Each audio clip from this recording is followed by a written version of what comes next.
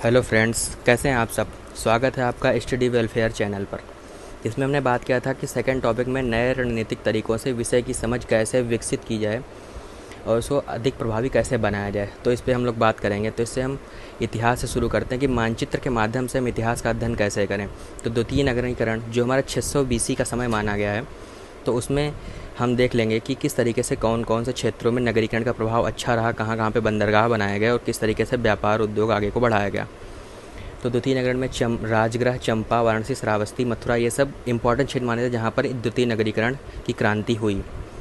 तो इसमें द्वितीय नगरीकरण का जो सर्वप्रथम प्रयोग शब्द का किया था वो था वी गार्डन चाइल्ड ने। तो द्वितीय नगरीकरण के लक्षण के साथ में इसमें लक्षण देख लेंगे: शासक वर्ग, गैर कृषि कार्य, धर्म, देवता, मुद्रा, वैज्ञानिकता, ये सब चलते थे। मुख्य कारण में क्या था? मुख्य कारण जैसे लोहे का आविष्कार हुआ, तो लोहे के आविष्कार से उद्योग धंधे व्यवसाय नवीन ये सब शुरू होने लगा। अब नवीन धर्म, सामाजिक और राजनीतिक व्यवस्था के कारण भी एक द्वितीय नगरीकरण आगे बढ़ा। साथ ही सांस्कृतिक विकास जो अपना दूसरा टॉपिक देखेंगे, इसमें सांस्कृतिक विकास में ताम्रपाषाणिक सांस्कृतिक आती है। इसमें ताम्रपाषाणिक संस्कृति इसलिए इसका नाम रखा कि इसमें सर्वप्रथम तांबे का प्रयोग किया गया। सर्वप्रथम तांबे का प्रयोग 500 BC में किया गया। तो 3-4 प्रकार की संस्कृतियाँ आईं: आहाड़ एवं बनास संस्कृति, जोरवे संस्कृति, मालवा संस्कृति और दक्षिण भारत की संस्कृति।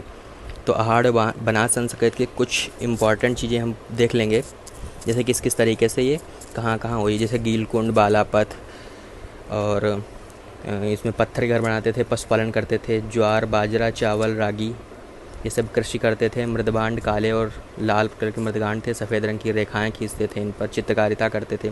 जोरवे संधि महाराष्ट्र की संधि थी, महाराष्ट्र के पास में थी। तो ये अपना 700 BC में मतलब द्वितीय नगरीकरण का समय चल रहा था। ये दैमाबाद, ईमानगांव, जोरवे, चंदौली, पूना क्षेत्र, ये सब इनके क्षेत्र थे।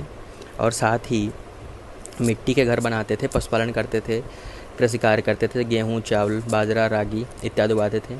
लाल और काले मृदभांड, चरखा और तकली का इस्तेमाल इन्होंने करना शुरू कर दिया था, वस्त्र बनाना शुरू कर दिया था। यहाँ से नगरीकरण के संकेत भी मिलते हैं, जिसमें रक्षा प्राचीर का प्रमाण मिला। इनाम गांव से 100 कमरों वाला घर मिला है, 100 अपने घर में गाड़ते थे।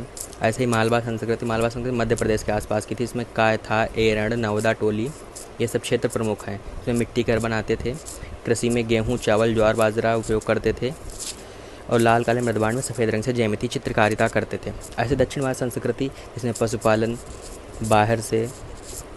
बाहर करने लगे थे, घर से गोबर इकट्ठा करके जला देते थे, जिसे भस्म टीला का नाम दिया गया। टेक्कल कोट में सोने का हार मिला है, मतलब ये लोग आभूषणों का प्रयोग सोने के तौर पे करने लगे थे। तो ऐसे ही मगध राज का उत्कर्ष कैसे हुआ? तो अपने 16 महाजनपदों का उल्लेख अंगुत्तर निकाय में मिला है। तो अंगुत्तर उसके उत्कर्ष के कारण देखें, किस कारण से मगध राज का उत्कर्ष हुआ। तो भौगोलिक कारण, आर्थिक, सामाजिक, राजनीतिक। तो भौगोलिक कारणों में ये 7 पहाड़ियों से घिरा हुआ था, नदी तट था, विकसित क्षेत्र था, विस्तृत क्षेत्र था। आर्थिक में कृषि कार्य होते थे, खाद्यान्न उगाए जाते थे, वन क्षेत्र था, खनिज क्षेत्र था, नदी तंत्र जो परिवहन के रूप में इस्तेमाल किया जा सका। और सामाजिक कारण में समरसता थी, वर्ण व्यवस्था थी, प्रतिभा अनुसार कार्य मिलता था, उन्मुक्त समाज था। राजनीतिक कारणों में योग्य शासक मिले, से बिंबुसार, शिशुनाग, कालाशोक, महापद्म नंद। अब सातवाहन वंश का क्षेत्र देख लेंगे कि किस प्रकार से मैप में हम लोग कि इसका साम्राज्य क्षेत्र क्या था। तो केरल, कर्नाटक, तमिलनाडु।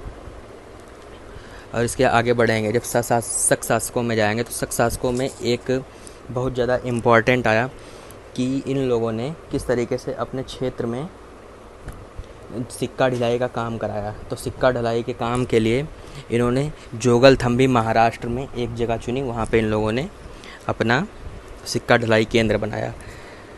जो शक शासक था, नापहान को हराया था, वहीं सिक्का उत्कीर्ण कराया गया। अब संगम काल में देख लेते। संगम काल में इसका शासन क्षेत्र मतलब इधर अपने आज के राज्यों के साथ मिला के देखते, चोल में जो आंध्र प्रदेश में है, पांड्य जो तमिलनाडु में, और चेदी केरल में, इन क्षेत्रों में संगम काल में इनका शासन क्षेत्र था। तो इस तरीके से हम शासन क्षेत्र को याद कर सकेंगे। अब मंदिर स्थापत्य कला में देख लेंगे कि किस तरीके से कहाँ कहाँ पे कौन कौन सी शैलियों से मंदिर स्थापित किए जाते थे।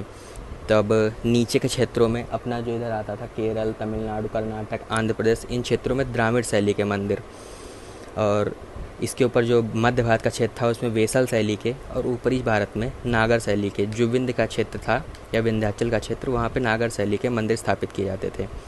तो अब मंदिरों में विभिन्न प्रकार की विशेषताएं होती थी, जैसे अधिष्ठान मतलब चबूतरा कैसा होगा, शिखर कैसा होगा, रेखीय होगा, पिरामिड नुमा होगा, गर्भगृह कैसे होंगे, शीश कैसा होगा, आमलक होगा, स्तूपिका होगा, गोपुरम मतलब प्रवेश द्वार कैसा होगा, पाराकोट कैसा होगा। ऐसे नागर, द्राविड़ शैली, हर शैली में विभिन्न प्रकार की अलग अलग विशेषताओं के साथ मंदिर बनाए जाते थे। तो उन विशेषताओं को हम लोग अब आगे विस्तृत से पढ़ेंगे। अब ऐसे ही मध्यकाल में देख लें कि मुग़ल काल में कि दक्कन नीति अकबर ने क्या अपनाई, क्योंकि दक्कन क्षेत्र बहुत ज़्यादा इंपॉर्टेंट क्षेत्र था। तो दक्कन नीति को अपनाने के लिए 1591 में अकबर ने एक नीति अपनाई, जिसमें अकबर ने दक्कन के 4 राज्यों खानदेश, अहमदनगर, बीजापुर और गोलकुंडा, खानदेश, अहमदनगर, गोलकुंडा और बीजापुर, इन क्षेत्रों में अपने दूत को भेजा। तो खानदेश ने तो मुग़ल सर्वोच्चता को स्वीकार किया, लेकिन अहमदनगर ने दूत को अपमानित किया। तो इसी के उत्तराधिकार को प्रश्न का मुग़ल के सामने हस्तक्षेप किया गया। वहाँ के बाबर नामक शासक का पास उक्त क्षेत्र को ले लिया गया। अकबर ने 1601 में खानदेश को मुग़ल साम्राज्य मिला लिया। साथ ही खानदेश को दक्कन का प्रवेश द्वार माना जाता है। इसी प्रकार अकबर के काल में दक्कन विजय को श्री गणेश हुआ। मतलब किस तरीके से अकबर ने मुग़ल काल में अपनी दक्कन नीति को अपनाया और गोलकुंडा, अहमदनगर, बीजापुर, खानदेश के क्षेत्र को अपने क्षेत्र में मिलाया, मतलब साम्राज्य विस्तार। तो पूरे इस वीडियो का सार ये है कि किस तरीके से हम मानचित्रों के माध्यम से, विभिन्न प्रकार के मानचित्रों के माध्यम से किस तरीके से हम इतिहास को अपने एक लंबे समय तक अपनी दिमाग में रख सकते हैं, एक अच्छी विकसित कर सकते हैं सोच। तो इस तरीके से हम चाहेंगे अच्छे नंबर ला सकेंगे। धन्यवाद।